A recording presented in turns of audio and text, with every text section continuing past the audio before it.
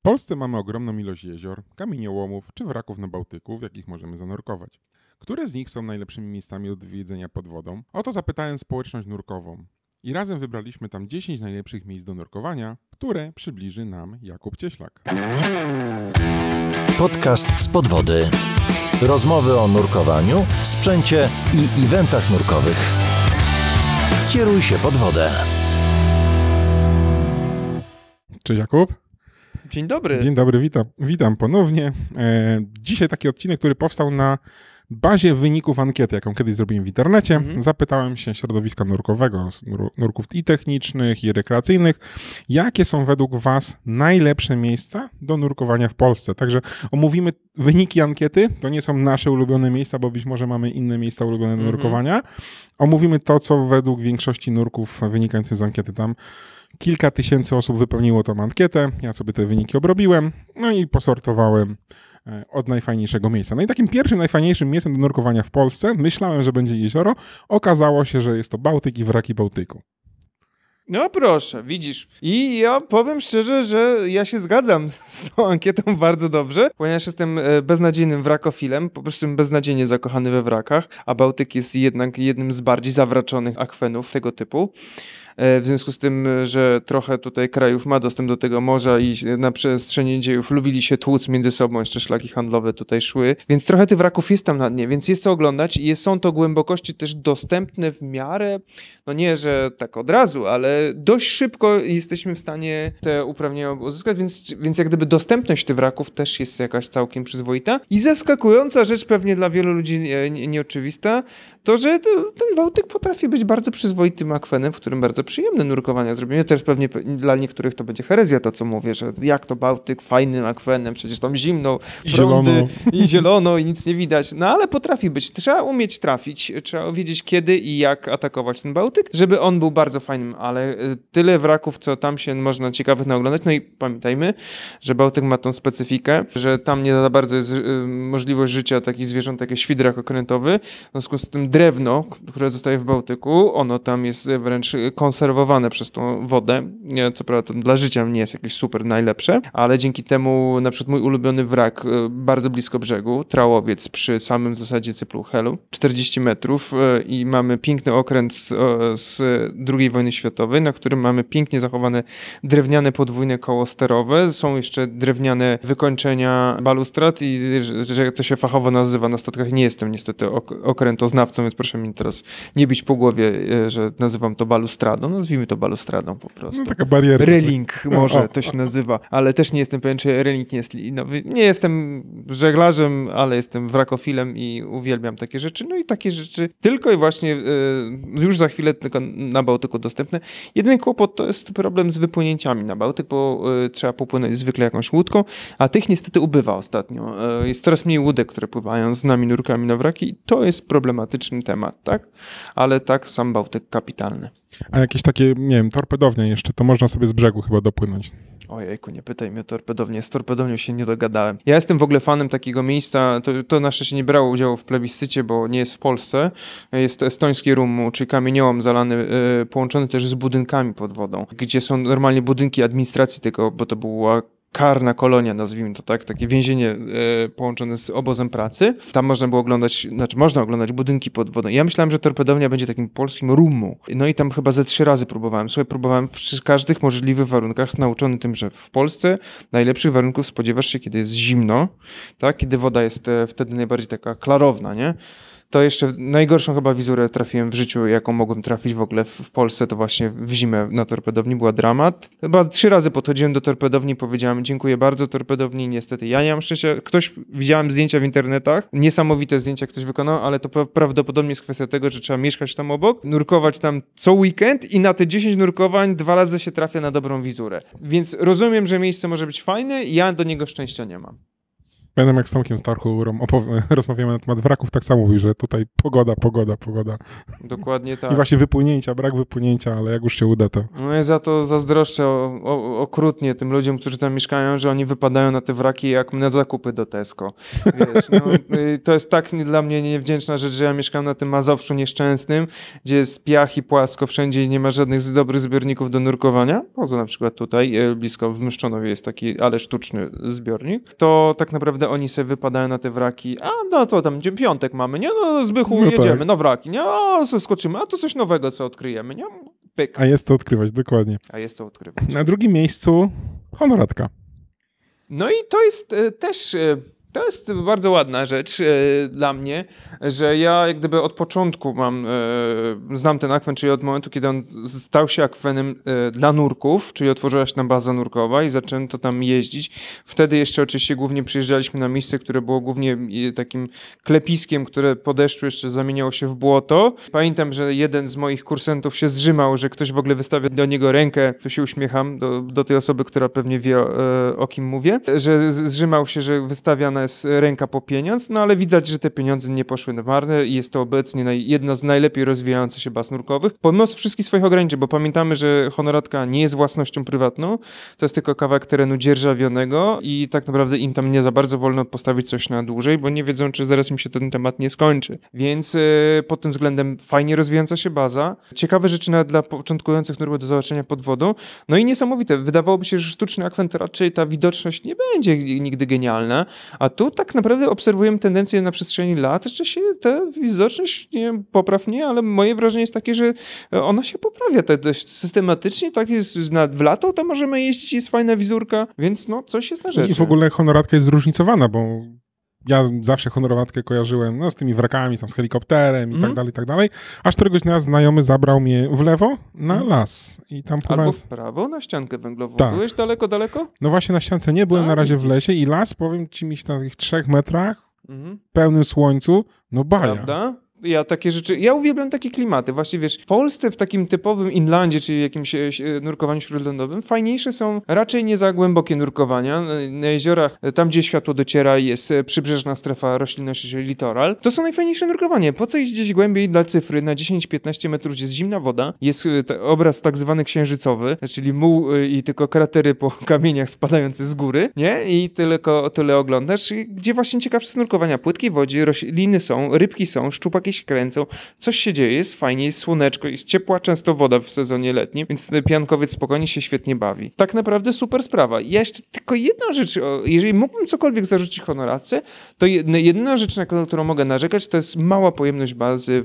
Jeżeli w sezonie tam jeździmy, to rzeczywiście może być kłopotliwe, w ogóle zjechanie na dół czy rozstawienie się, ale myślę, że w takim wielkim rozkwicie popularności ten zakrzówek też był problematyczny pod tym względem, czyli po prostu, że mała pojemność w pewnym momencie tam się robiło już gęsto, no ale to jest trochę cena popularności. Zdecydowanie tak, zwłaszcza, że tam też dużo osób nienurkujących przyjeżdża, bo mamy i miejsca grillowe, i ogniska i tak dalej. To faktycznie, mówię, jak ja zaczynałem tam, w sumie zdawałem swój egzamin na OWD, to faktycznie fajnie się zmieniła ta baza. Także super. Trzeci punkt to, uwaga, jezioro Hańcza. Królowa Jezior Polski i zasłużonym. Uważam, że, ja bym nawet powiedział, że ja bym nie umiał tak podjąć decyzji, które pierwsze, które drugie, które trzecie. Po części się zgadzam. Do Hańczy mam ogromny sentyment. Przede wszystkim tak, Hańcza jest dla ludzi często łączona z miejscem, gdzie są poważne nurkowania, głębokie, tam przyjeżdżają srodzy nurkowie. Powiem ci, że tak samo mi się kojarzyło, dlatego jeszcze tam nie nurkowałem, bo dla mnie mówię, nie, tam trzeba iść na głęboko, nie? No i właśnie, ale ja miałem szczęście do takiego instruktora, który odkrywał przed nami takie uroki właśnie niezbyt głębokich nurkowań, gdzie jest światełko, gdzie rybka chodzi i na przykład jedne z fajniejszych nocnych nurkowań to zaliczyłem właśnie na Hańczy, niezbyt głębokie nurkowania, gdzie wtedy wychodzi wieczorem miętus, który za dnia raczej gdzieś się tam chowa i raczej rzadko wystawia łeb, a w nocy dopiero zaczyna być aktywną rybą i nagle wychodzi, coś się dzieje. One się uwielbiają tłuc z rakami, które są najeźdźcami, bo to nie jest ten polski szlachetny Rak, tylko to jest ten amerykański najeźdźca imperialistyczny i one się fantastycznie tłuką i takie obrazki możemy oglądać na Hańczy, więc ona też jest fajna dla nurków rekreacyjnych. Hańcza oczywiście też ma taki problem, że ona jest znana tylko z punktu widzenia 3 parkingów, gdzie jeżdżą nurkowie nurkować, ale jak się dobrze człowiek pozna z okolicą, z lokalsami i odkryje inne miejsca do nurkowania w tym jeziorze, to naprawdę to jezioro otwiera swoje uroki przed nim, ale ta tajemniczość też mi służy, bo dużo ludzi nie zna wielu oblicz Hańczy, co ja lubię dzięki temu jako instruktor, który rzeczy ludziom pokazywać. Ja mogę wtedy roztoczyć aurę swojego uroku, pokazując rzeczy, których raczej szary użytkownik regularnych wyjazdów nad Hańczę nie widział i nie ale jest tam dużo rzeczy do obejrzenia nawet dla owodziaka. Tak, więc polecam. Rzeczywiście jest niesamowite też to, że tam jest rezerwat dookoła i cisza i spokój. Nie ma rozwiniętej infrastruktury nad wodą, więc jeżeli ktoś kocha takie bytowanie na łonie przyrody, kontakt z naturą, no to Hańcza jest idealnym miejscem. Dla mnie Hańcza ma jeden minus, jest daleko. Słuchaj, geograficznie to tak, wiadomo, że każdy się może czuć pokarany. Ja na przykład narzekam, że Lubuskie dla mnie jest daleko, bo tam też są niesamowite jeziora do nurkowania, ale jak coś się kocha, to się jeździ tam i ja akurat kocham Hańczę i transportowo teraz już z Warszawy trochę lepiej jest. Trochę lepiej jest niż kiedyś, więc doceniam to. Nie jest to wypad na jeden dzień raczej. Trzeba jechać raczej na weekend, ale jak już pojechać, to można rodzinkę wziąć, rowery wziąć. Rodzinnie można spędzić tam przesympatyczny, przedłużony weekend. Polecam, gorąco polecam. Super. Na kolejnym miejscu koparki w Jaworznie. No i właśnie. Z koparkami to ja mam problem. W ogóle mój pierwszy kontakt z koparkami był taki, że ja naczytałem się w sieci, że to jest miejsce, gdzie się szkolą nurkowie techniczni, więc przyjechałem tam, nie będę używał nieparlamentarnych słów, mówiąc o tym, że ale będzie miejsce niesamowite, a tu przyjeżdżam, patrzę, a tu taki trochę większy basen. Głębokość też niezbyt szokująca, więc był straszny szok, ale rzeczywiście kapitalne koparki pod wodą. Problem tego akwenu jest jego mała pojemność. Raz, że weekend w sezonie raczej nie ma co się tam wciskać, bo to jest męczące. Dwa, że wtedy też spada dramatycznie widoczność i ta widoczność spada też w każdym momencie, kiedy się zmienia pogoda czy leje deszcz. Po prostu ta woda spływająca wtedy z tym całym brudem do wody, to wiadomo, że to za chwilę nic nie widać. Więc trzeba mieć dużo szczęścia, żeby trafić na dobrą widoczność na koparki. Ja koparki za jeden czas, kiedy w moim życiu bardzo kocham, kiedy miałem często możliwość jeżdżenia, akurat do Bytomia jeździłem wozić mojego ojca i przy okazji jeździłem na koparki ćwiczyć. To było kapitalne dla mnie miejsce w tygodniu. Kiedy jest cisza, spokój, praktycznie było tam 2-3 osoby tak naprawdę i wtedy to jest kapitalne miejsce do odkrywania. To jest kapitalne miejsce dla kogoś, kto chce wpuścić owodziaków do wody i się nie denerwować za bardzo, co oni sobie zrobią, ponieważ szansa, że oni coś zrobią sobie jest naprawdę niewielka. Po pierwsze, nie przekroczą uprawnień swoich, bo się co najwyżej wbiją w dno. Po drugie, nawet jak pochromolą nawigację, to najwyżej się odbiją od ściany. Tak? No i na koparkach jest jeszcze co pooglądać, tak? Jest co pooglądać. Są 2 piękne koparki, dodatkowo zatopiono. Całkiem fajny ten jest cały Wilhelm, czyli okręt, nazwijmy go poważnie okręt, to był statek rzeczny, tak? Wycieczkowiec, ale bardzo sympatyczny rzeczywiście. Smutna jest historia tego stara, który miał być takim naszą odpowiedzią na Hemor i na tą wywrotkę stojącą, bo rzeczywiście został strasznie zdewastowany pod wodą. I on też stoi w takim smutnym miejscu, taki smutny stoi ten star i taki jakoś, nie było jakiegoś chyba dobrego pomysłu na to, żeby go zaaranżować, chociaż żeby był jakoś epicko. To jest taki nasz mały, smutny, hemorowy powiedzmy star, który nie do końca wyszedł, ale jest rzeczywiście do obejrzenia, do zrobienia foci na Facebooku. No zdecydowanie. Na 5. miejscu według respondentów ankiety jest Zakrzówek. I teraz tak się, zastanawiam się, czy Zakrzówek ten, co był, czy ten, co będzie. No właśnie, nie? A ty znasz Zakrzówek? Miałem zdawać tam egzamin na OWD, ale mi się dziecko urodziło i już nie zdążyłem. Czyli nie załapałeś się na Zakrzówek. No i widzisz, i to jest dla mnie to jest niesamowita rzecz, że teraz mogę powiedzieć, że są 2 pokolenia nurków. Tak. Są nurkowie, którzy nie znają Zakrzówka. Zakrzówkowy i po Zakrzówkowy. Dokładnie tak. Ja jestem z ery zakrzówkowej. Dla mnie jako nurka rekreacyjnego nie byłem fanem tego zbiornika, ponieważ drażniło mnie to, że tam potrafiło być sporo ludzi i drażniły mnie wtedy te wszystkie sztuczne atrakcje w tym zbiorniku, tak? Że to wszystko sztuczne, że to tylko pod nurków, że to tak, to nie jest autentyczne, tak? takie jakoś wtedy szukałem autentyczności podwodnej. Potem jako instruktor zacząłem bardzo doceniać ten zbiornik, bo po pierwsze jest strasznie duża różnorodność, czyli mamy różne poziomy, mamy różne półki, to są, nie mówimy o półkach jak, nie wiem, w Deep Spocie mamy półkę wystającą, nie wiem, 2 metry ze ściany, tylko tam półki to było do zrobienia jedno nurkowanie na jednej półce i na przykład mieliśmy półkę na 16 metrów, gdzie można było zrobić wycieczki z owodziakami, duża asfaltowa droga, gdzie delikatnie opadała głębokość i można było też z owodziakami popływać. Jak ktoś chciał iść głęboko, 30 metrów do zrobienia z każdej strony, dużo atrakcji. I ja kiedyś robiłem taki dla siebie porównanie tych takich naczelnych polskich nurkowisk. To był wtedy Zakrzówek, Koparki i Piechciń. No i rzeczywiście doceniałem na przykład to, że jak fajna infrastruktura dobrze przygotowana bazy nurkowej na przykład, czyli to przygotowanie dla nurków takie, że przyjadą i mogą wreszcie coś pożyczyć, nabić butle, mają gdzie się rozłożyć, wysuszyć, odpocząć, zjeść coś, no to Zakrzówek tym wygrywał. No co teraz się będzie działo, to wszyscy tak naprawdę możemy się zastanawiać, ale zbiornik uważam, że jest obowiązkowym punktem do zaliczenia dla każdego nurka. Nieważne jak to się będzie kręciło teraz, nawet jeżeli będziemy musieli ten sprzęt nosić na plecach i przyciskać się między rozstawionymi parasolami w sezonie letnim, moim prywatnym zdaniem jest obowiązek każdego nurka zaliczyć raz w życiu w Zakrzówek jako taki dość ważny zbiornik, kiedyś naczelny zbiornik szkoleniowy w Polsce. Zdecydowanie. Wspomniałeś Piechcin? Super, bo to jest kolejny punkt 6, no właśnie Piechcin. I Piechcin wygrywa na pewno właśnie tą infrastrukturą. W moim prywatnym tym rankingu, który zrobiłem kiedyś, Piechcin wygrywa właśnie przede wszystkim bardzo dobrze rozwiniętą tą bazą nawodną, czyli dobrze wymyślone te pomieszczenia dla nurków, zamykane wiaty, czyli można się schować przed wiatrem, zagrzać w sezonie chłodniejszym. Sprzęt można było zamknąć pod kluczem i pójść, nie wiem, pojechać na rybkę albo w ogóle pojechać zanocować gdzieś poza zbiornikiem, a jak ktoś miał fantazję, mógł zanocować na miejscu, może dalej to zrobić przecież. Jest wszystko na miejscu i to jest na pewno jedna z fajniej rozwiniętych baz nurkowych i ona jest fajna, bo ona jest tak trochę na uboczu. Tam dużo ludzi nie jeździ, tam nawet jak się w weekend jeździ, spotykasz lokalsów, to jest tak, że rano jest tłum, a potem nagle wszyscy jadą dziś na niedzielne obiadki, nie? Takie mam wrażenie zawsze. Tam jest zawsze tak spokojnie, cicho.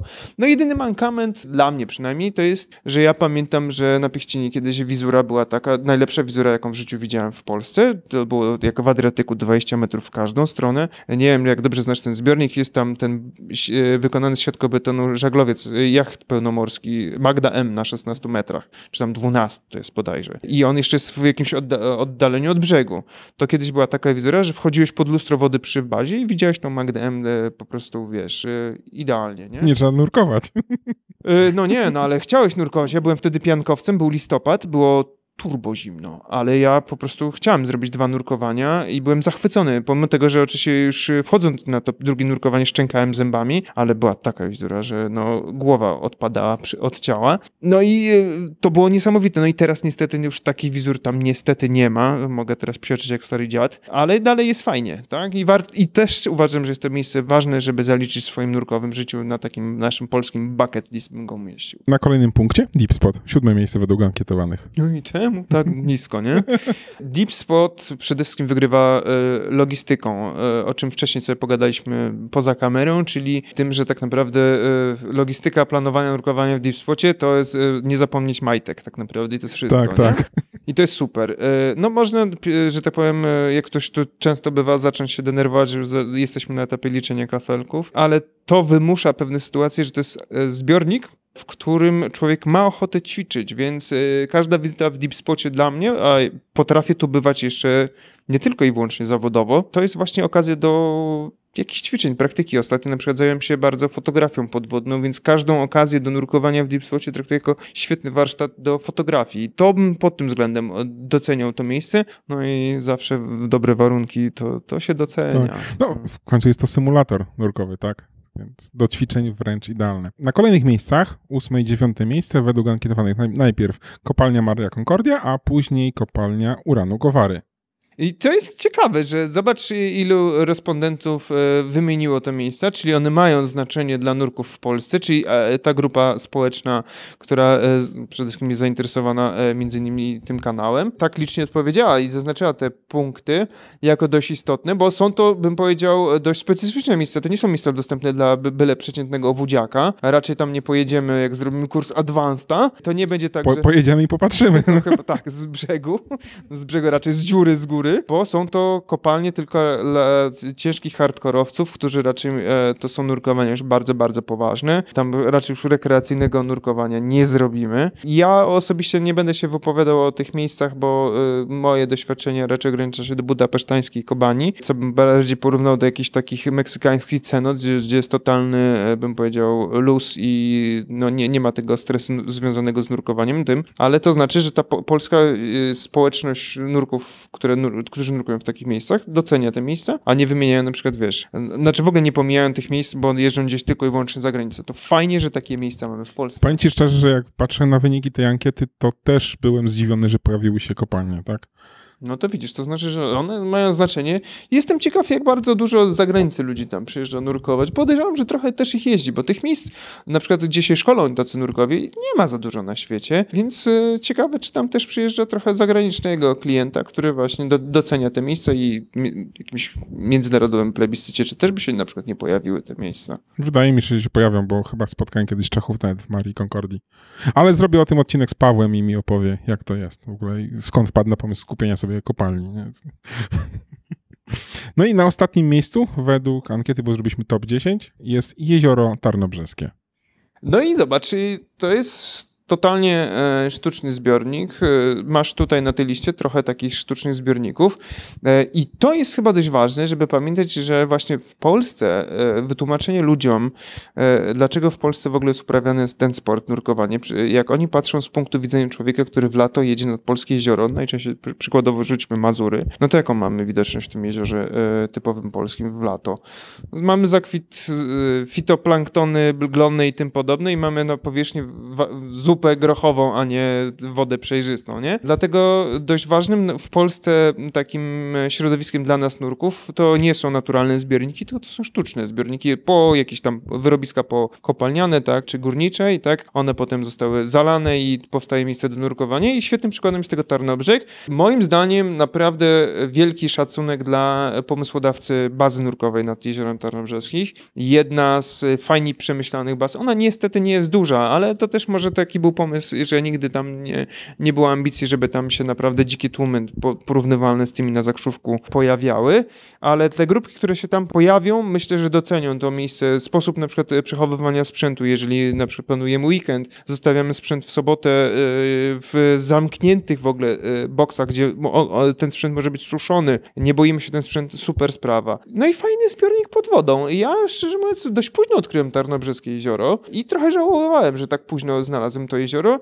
Ono niestety nie za często ma jakąś niesamowitą przejrzystość, ale często ma bardzo przyzwoite warunki panujące pod wodą i to jest też dobry akwen dla nurków początkujących, gdzie jest sporo elementów ciekawych na niedużych głębokościach, sporo rybki, która tam pływa i to można doceniać. Jak najbardziej zgadzam się z Tarnobrzeskim na 10. miejscu. Mi brakło w tej ankiecie, przynajmniej dla mnie, dwóch akwenów, które ja bardzo lubię. Pierwszy to jest Jezioro Białe w okolicy Gostynina. Boże, dlaczego? Dlatego, że jest plaża i dzieciak siedzi na plaży i się nie nudzi, a ja mogę spokojnie nurkować. No to ja bym ci powiedział, że to prędzej bym wymienił na przykład jezioro Narty, czyli Świętajno, oficjalnie koło miejscowości Nart, koło Szczytna na przykład. Ja ale właśnie o to chodzi, że Białej mam bliżej też. A to logistyka, mój drogi. Tak. Logistyka, dlatego ci wygodnie. No i dlatego drugi właśnie akwen, który lubię, to Wapienniki Sulejowskie. I Wapienniki Sulejowskie. Słuchaj, ja też nurkowałem tu i tu, aczkolwiek w Białym, no nie, przepraszam, nie powiem tego, że nurkowałem tam 2 razy, pierwszy raz i ostatni raz, bo nurkowałem tam więcej razy. Próbowałem chyba ze 2-3 razy nurkować, ale za każdym razem widoczność, nuda pod wodą. To prawda. I nie. Sulejów już ciekawszy rzeczywiście pod tym względem, ale ja bym na przykład właśnie po pierwsze wymienił jezioro Narty. Nie dość, że fajna nadbaza nurkowa, fajne miejsce, ale prześliczny właśnie ten strefa litoralu, te trawy pod wodą, jeszcze jak słoneczko słoneczko pięknie zagra z góry.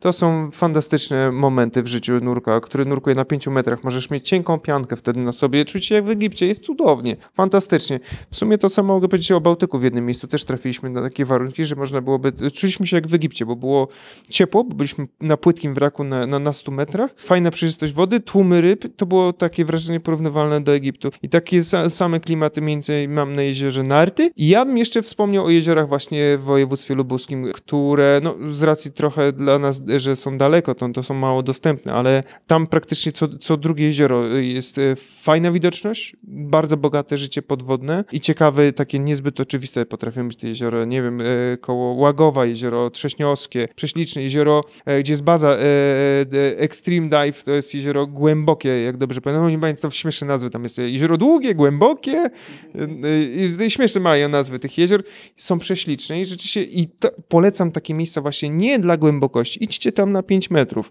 gdzie jest roślinność, gdzie jest rybka, gdzie słoneczko gra i jest cieplutko. To są super nurkowania. No, zgadzam się z tobą. Ja na razie mówię, logistykę wybieram blisko i szybko, bo to wiesz, przed pracą, szybki nurek na wapnie, powrót do roboty. Nikt nie zauważył. A ja dawno nie byłem. Jak tam widoczności na tym zbiorniku ostatnio? W tygodniu, jak jesteś pierwszy, super. Czyli zawsze strategia bądź pierwszy na zbiorniku. Tak. Ja pamiętam, że kiedyś pojechaliśmy tam chyba na 6 rano byliśmy, o 7 wchodziliśmy, jak robiło się widno, to wizura była cudowna. Przepraszam, jak wyszliśmy, już była słaba. I to nie nasza wina. Aha, jasne. Nie, ale tak naprawdę, są takie dni, że jest tragicznie, ale chyba w zeszłym tygodniu, tak, przed weekendem nagrywałem tam odcinek, to była bardzo fajna wizura. No i w ogóle też fajnie tam w ogóle wygląda. Znaczy w weekend jest gorzej, bo wiesz, dużo ludzi przyjedzie, część ludzi idzie się tam na plażę potuptać i tak dalej, ale w tygodniu jest naprawdę moim zdaniem bardzo fajnie. Czyli na jutro mnie Przemek Sękowski zapraszał, żebyśmy znowu pojechali, ale już nie wyrobię czasowo. Także mi się wapno spodobało. Jest co robić, wygląda fajnie. Ale mówię, jezioro białe, nuda, ale jakoś tak właśnie rekreacyjnie, rodzinnie posiedzieć w tej wodzie. No fakt, tam nic nie ma, no. Ale jednak. No, rozumiem. Ale mówię, sprawdzę tylko inne jeziora, o których wspomniałeś. No to mamy takie top 10 miejsc. Mówię, dla mnie zaskoczeniem są 2 kopalnie i to blisko siebie. Ale fajnie. Bardzo fajnie. Bałtyk tak samo. No i faktycznie dużo sztucznych zbiorników jest. Fajnie by było zapytać na przykład polskich nurków, a co w ogóle w ramach Europy? Na przykład powiedzieliby, jakie zbiorniki by wymienić. Też jestem tego ciekaw. Oj, to mogę zrobić taką ankietę. Jeszcze w ogóle mam podział, jak licowały osoby techniczne i rekreacyjne, tak? Więc to też może gdzieś tam na stronie umieszczę. Też fajnie byłoby zobaczyć. Jestem tego ciekaw. No. Także upubliczny wrzucimy to pewnie w odcinek taką ankietę. Trzymam cię za słowo. Także dzięki za powiedzenie, jakie są fajne odcinki. No i co, do usłyszenia, do zobaczenia gdzieś. Oby. Dzięki, trzymaj się, Dzięki. hej. Dziękujemy za wysłuchanie odcinka. Każde odtworzenie, każde udostępnienie, polubienie czy komentarz to dla nas bardzo cenne wsparcie. A jeśli podoba Ci się nasza twórczość, możesz wesprzeć nas w serwisie Patronite. Mamy nadzieję, że zechcesz przyłączyć się do współtworzenia z podwody i dorzucić swoją cegiełkę do tego projektu.